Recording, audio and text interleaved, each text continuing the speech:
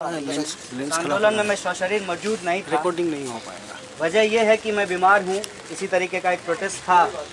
Dean of student के बाहर भीग जाने के बाद मलेरिया हो गया।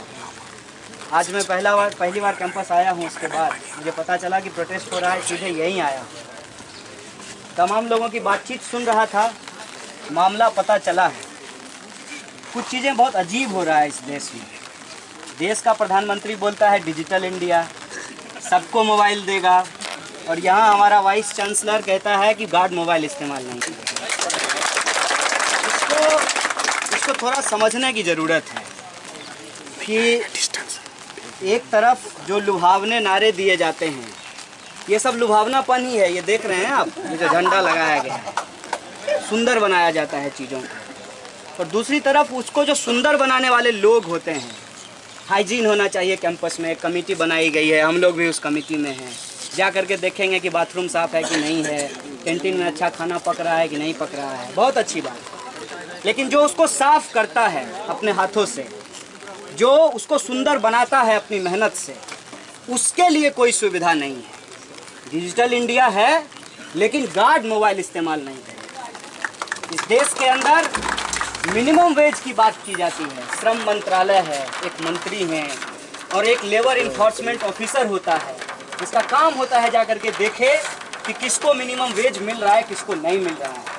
बताइए कितने गार्डों को मिनिमम वेज मिलता है। और उसके बाद जब स्टूडेंट इसको लेकर के बोलते हैं तो बहुत चालाकी से, और मैं बार बार कहता था गार्ड में, कुछ लोग 9 फरवरी की घटना को लेकर के पुलिस के गवाह बने हैं। उसमें से कुछ लोग आए हमारे पास, बोले कि भाई साहब हमने गवाही दी है और हम बहुत शर्मिंदा हैं, आपसे माफ़ी मांगते हैं।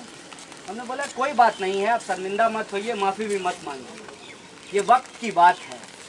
हमारा जो वाइस चांसलर है बेसिकली ये ढोल है, और हमारे प्रधानमंत्री को ढोल बजाना बहुत पसंद है। तो क्या कर रहे हैं, इसको बजा रहे हैं। ये आदमी में कभी कभी सोचता हूँ कि ब्लैक बेल्टर कैसे हो सकता है और बहुत अच्छा धावक कैसे होता है, क्योंकि ये स्पाइनलेस आदमी है। इसके पास स्पाइन है ही नहीं, रीढ़ की हड्डी ही नहीं। ये इंसान जो सोचता है, ये सोच इसकी नहीं है, और जो करता है ये उसका किया हुआ नहीं है। इस कैंपस में पहली बार हुआ जब गार्ड ने विद्यार्थियों के खिलाफ काम करना शुरू किया, पहली बार। और इसके लिए गार्ड जिम्मेवार नहीं है, ये बात हम लोग उस दिन भी समझते थे। क्योंकि देखिए कि आज गार्ड खुद रोड पे खड़े हैं और स्टूडेंट के साथ खड़े हैं।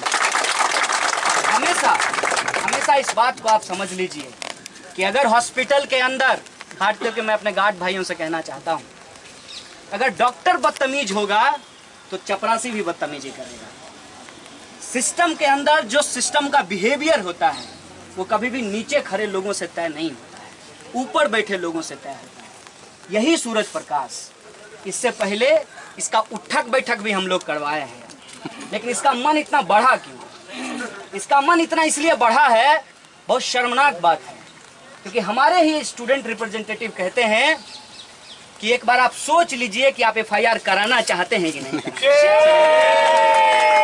इसलिए मन बढ़ता है, इसलिए मन बढ़ता है कि वाइस चांसलर को हमसे बात करने में डर लगता है। और जो आदमी जिसका नाम प्रवीण का लिया जा रहा है, वो अक्सर जो है डिजिटल कैमरा लेकर के खड़ा होता है हमारा रिकॉर्डिंग करना। उसका मन ऐसे नहीं बढ़ा है, उसका मन इसलिए बढ़ा है कि जब स्टूडेंट यूनियन जाता है वाइस चांसलर से बात करने, तो वो फिल्म मेकिंग कर रहा होता है, अपने आप को फिल्म स्टार समझता है। और ये जो सूरज प्रकाश है, सूरज प्रकाश को फुल छूट दे दी गई है इस कैंपस के अंदर मॉरल पॉलिसिंग करने की। और आप सीनियर स्टूडेंट हैं बहुत सारे जो इस प्रोटेस्ट में आए हैं, इस बात को सुन लीजिए, ध्यान रख लीजिए इस बात को।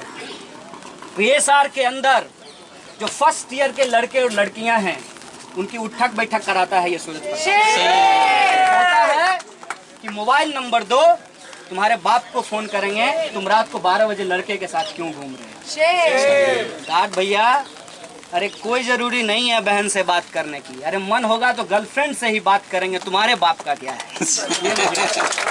तुम कौन होते हैं हमको रोकने वाले कि हम बात करें कि नहीं करें, हम किसके साथ घूमें किसके साथ नहीं घूमें। ये मोरल पॉलिसिंग इस कैंपस के अंदर अगर किया जा रहा है तो ये मत समझिएगा कि ये सिर्फ सूरज प्रकाश और प्रवीण कुमार के चलते किया जा रहा है। ये मॉरल पॉलिसिंग यहाँ का प्रशासन कर रहा है। जब यहाँ के पोस्टर फाड़ दिए गए थे और उस पोस्टर को आप गार्ड के सामने में फाड़ा गया होगा तो क्या कह करके फाड़ा गया कि देखने में सुंदर नहीं लगता, हम लोग भी देखने में सुंदर नहीं है, मुंह खराब है, शरीर खराब है, अच्छा खाना नहीं मिला है, कुपोषित है। कल को आप हमें झाड़ू लेकर के जो है कैंपस से निकाल देंगे क्योंकि हमको स्मार्ट स्टूडेंट चाहिए। भाई साहब, देखने से कोई स्मार्ट नहीं होता है, करने से होता है। अगर अकल होती हमारे वाइस चांसलर साहब को तो निकल करके एक बार पढ़ लेते कि उस पोस्टर के अंदर लिखा हुआ क्या है, उसका कंटेंट क्या है, लेकिन इनको इतनी फुर्सत नहीं है। इसीलिए ये जो पूरा का पूरा इस कैंपस के अंदर आजकल हो रहा है, जगह जगह जो वीडियो रिकॉर्डिंग की जा रही है, सुंदरता के नाम पे यहाँ का जो पॉलिटिकल कल्चर है उसको ख़त्म करने की कोशिश की जा रही है। और मोबाइल पे इतना पहरा इसलिए होता है कि पिछला गार्ड जिसके पास से सूरज प्रकाश की बग्घी निकली है, कहीं वो अगले को इन्फॉर्म ना कर दे, इसलिए मोबाइल पे रोक लगाता है। अरे भाई साहब, तुमको अगर इतना ही पंक्चुअलिटी चाहिए तो आर्मी छोड़ करके यहाँ आए क्यों? इसको झाड़ी में घुस करके एम्बुश करने में मजा आता है। ऐसे लगता है जैसे ये बॉर्डर पे हो और जो है दुश्मन को देख रहा हो और जा करके तुरंत गोली मार दे। बिल्कुल इसका पूरा बिहेवियर होता है। ये क्या करता है, बिना लाइट का गाड़ी चलाता है, ऐसा गाड़ी चलाता है जिसमें आवाज नहीं होती, और इसका उद्देश्य यही है। और सुबह ऐसे लगता है जैसे सुबह सुबह कभी अगर ये मिल जाए तो पूछना पड़ता है कि कितना हंटिंग की है, आज 3 शिकार, आज 3 को स्लीपिंग लगाए। इसका मतलब कोई आदमी अगर सबवे सर्फ खेलता हो तो लाइफ की जमा करता है, ये स्लीपिंग जमा करता है कि कितने गार्ड का स्लीपिंग लगाए। इसका पैशन है, और ये सारा पैशन जो है नया निज़ाम आने से और ज़्यादा बढ़ गया है। हमको याद है एक बात, यहाँ एक भूख हड़ताल हो रही थी आज से 5 साल पहले, और उस भूख हड़ताल के दौरान बंद कर दिया गया था बाथरूम को, और उस वक्त के सीएसओ थे सांगवान साहब, आर्मी से आए थे, और उन्होंने कहा कि नहीं खोलेंगे क्योंकि स्टूडेंट जो प्रोटेस्ट कर रहे हैं वो लोग यहाँ पे इलीगली प्रोटेस्ट कर रहे हैं। हम लोगों ने कहा ठीक है, नहीं खोलेगो तो चलते हैं वाइस चांसलर साहब के जो है वेस्टर्न टॉयलेट में जाकर के फ्रेश हो लेंगे आज। तो ये बात वाइस चांसलर को पता चली कि स्टूडेंट आ रहे हैं हमारे घर की तरफ, तो वाइस चांसलर जो है खुद ही आ गए यहाँ पर और आ करके बोले कि खोल दो। तो बोला सर ऐसे कैसे खोल दें? तो वाइस चांसलर हम लोगों के सामने बोला कि तुम वाइस चांसलर हो कि हम वाइस चांसलर? तो मसला ये है कि सूरज फरकार खड़ा होकर के हमारे वाइस चांसलर को कहता है कि तुम वाइस चांसलर हो कि हम वाइस चांसलर। तो आजकल क्या हुआ है कि हमारे वाइस चांसलर साहब से कुछ नहीं होता है। मसला हाई लेवल इंक्वायरी कमेटी बनाई गई, हम लोग मिलने गए थे वीसी साहब से, हमने पूछा सर है कौन कौन, तो बोले रजिस्ट्रार से पूछ लीजिए। माने इनको कुछ नहीं मालूम है कि इस कैंपस में होता क्या है, बस ऑर्डर आता है और ये ऑर्डर जो है आगे फॉरवर्ड कर देते हैं। और उस ऑर्डर को करने में हमारे नवीन यादव साहब हमको बोले कि हम तो बहुत फ्रैंक हैं। बोले बहुत अच्छा है कि आप फ्रैंक हैं, थोड़ा क्रैंक भी हो जाइए। आप मुझे ये बताइए कि वीडियो कैमरे की रिकॉर्डिंग करने की इजाज़त कहाँ से मिली? हायर अथॉरिटी ने दिया है। हमने कहा कि हायर अथॉरिटी कौन है? हमारे यहाँ सिक्योरिटी कमेटी है कि गार्डों को लेकर के जो भी निर्णय लेगी प्रशासन, उसके अंदर JNU-SU का एक रिप्रेजेंटेटिव है। कभी भी उस सिक्योरिटी कमेटी की मीटिंग नहीं बुलाई गई। मनमाने तरीके से गार्ड का फाइन डिसाइड कर दिया गया, मनमाने तरीके से वीडियो रिकॉर्डिंग की जाएगी, इस फैसले को थोप दिया गया।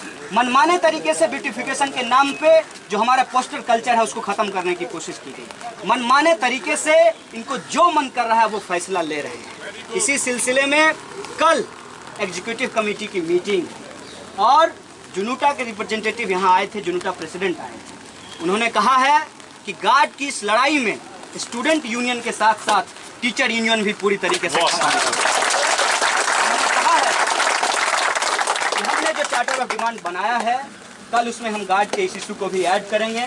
और कल चूंकि एग्जीक्यूटिव कमेटी की मीटिंग है, कल हम उस मीटिंग के बाहर टीचर्स यूनियन के साथ JNU-SU भी प्रोटेस्ट करेगा और जो हमारे तमाम मुद्दे हैं उन मुद्दों को लेकर के हम अपनी आवाज़ को बुलंद करेंगे। और एक आखिरी बात बोल करके अपनी बात ख़त्म करना चाहूँगा, क्योंकि हमारे लिए चीज़ें बहुत आसान हैं। हम स्टूडेंट हैं, 3 साल 4 साल 5 साल के लिए यहाँ आए हैं, पढ़ करके अपनी ज़िंदगी बना के या बिगाड़ करके चले जाएंगे। लेकिन जो गार्ड हैं उनके ऊपर बहुत सारी परेशानी है, और उसमें बहुत सारी परेशानी टेक्निकल भी है, और बहुत सारी परेशानी पॉलिटिकल भी है। टेक्निकल परेशानी ये है कि जो गार्ड हैं वो मिनिमम वेज पे काम करते हैं, अगर वो काम नहीं करेंगे तो उनके घर में चूल्हा नहीं जलेगा। इसी बात का फ़ायदा उठा करके उनके बीच एकता नहीं बनने दी जाती है और उनको मालूम है कि एक को हटाएंगे तो 10 दौरे चले आएंगे नौकरी करने के लिए। आपको एक बात इंश्योर करना पड़ेगा कि ठीक है हम मजबूर हैं लेकिन गुलाम नहीं हैं। आपको ये इंश्योर करना पड़ेगा कि इस कैंपस के अंदर अभी जितने भी गार्ड हैं, चाहे उस प्रोटेस्ट में आए हों या ना आए हों, किसी को भी नहीं बदला जाएगा जब तक कि ये कंपनी नहीं बदली जाए। एक बात। दूसरी बात कि किसी एक को हटाओगे, किसी दूसरे को कैंपस घुसने नहीं देंगे। ये 2 बात इंश्योर किए बिना आपका आंदोलन सस्टेन नहीं कर सकता है।